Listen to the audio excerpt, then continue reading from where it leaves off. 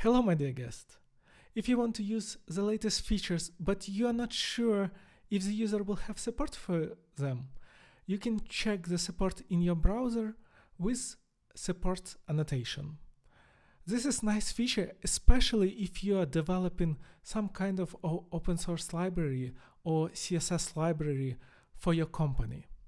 Let me show you. This is how our code looks like. So we will have just a container with shadow. To use the supports feature, we add with supports. Now we need to specify, for example, if the browser support display flags. And I know it supports.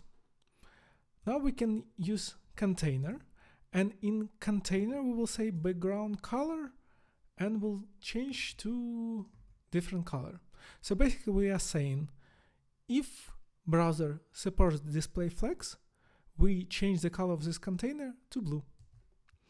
And because it supports, it changes. Also, we can add another annotation, for example, if it doesn't support. So in this case, we add supports and let's say not. And change this display flags to display dock. Because we know there is no display dock. And change this container to a different color, for example, green. Now, because there is no such feature as display dock, the container changes its color to green. And that's it. And remember to value yourself. Have a great day. Bye.